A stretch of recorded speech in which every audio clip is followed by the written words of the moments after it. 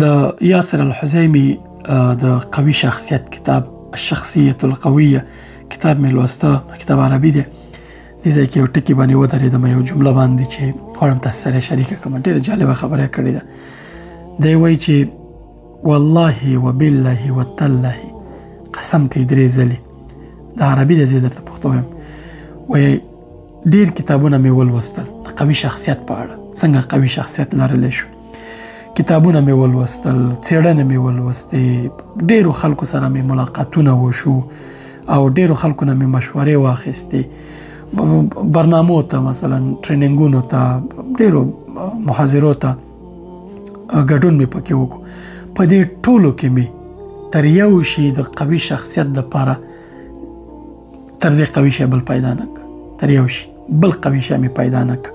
او دا د قوي شخصیت بهترینه ځانګړتیا ده چې ما پیدا کړله، او د ضعیفه شخصیت دپاره بهترین علاج دی او عمیق او بهترین هغه شی دی چې حسن الظن بالله، په الله پاک باندې نیک ګمان کول. ځکه وایي چې د ضعیفه شخصیت تر شا د آیندې په اړه ډار دی. ضعیفه شخصیتونه له آیندې ډارېږي، د خلکو له نیوکو، د خلکو له تاویلو ماویلو ډارېږي، د خلکو له ردولو ډارېږي چې ما به رد کړي، د خلکو له لاسه ورکولو باندې ډارېږي چې خلک به موږ رد کړي او یا شی به موږ د لاسه ورکو، د دې ډارېږي. وایي چا چې په الله پاک باندې نیک ګمان وکړو، د الله پاک په تقدیر باندې راضي شو او په دې باندې ډاډه شو، اعتماد یې وکړو، له الله پاک نه مرسته وغوښته، نو دی به په خپله قوي شخصیت کېږي نه. قوي شخصیت نور څه ته وایي؟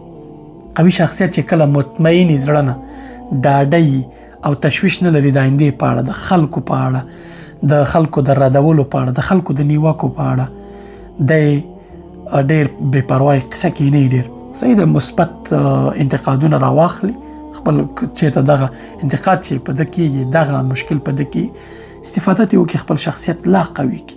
اما که نه له دې ډاره چې څوک به راته څه وایي، څه نه ویل او کار نه کول او دا او هغه، دا واقعا یعنې د انسان په شخصیت کې ډېر غټ تاثیر لري.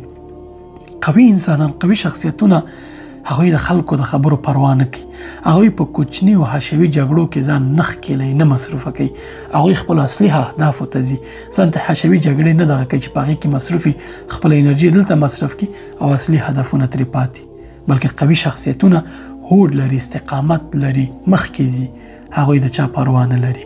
لکه څنګه چې دلته حسن الظن بالله خبره ده، په الله پاک باندې چې څوک نیک ګمان وکړي، او له څه شي وډارېږي، په څه شي به وډارېږي، له چا به وډارېږي؟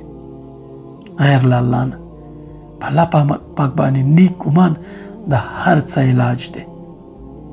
ته د خپل ګمان په الله نیک کا، په دې باور ولره چې الله پاک هر څه د هغه په لاس کې دي، بې د هغې د ارادې، بې د هغې د خوښۍ هېڅ نه کېږي. ټوله دنیا کې یو طرف ته شي، ضرر درته نه شي رسولی. مطمئن اوسه.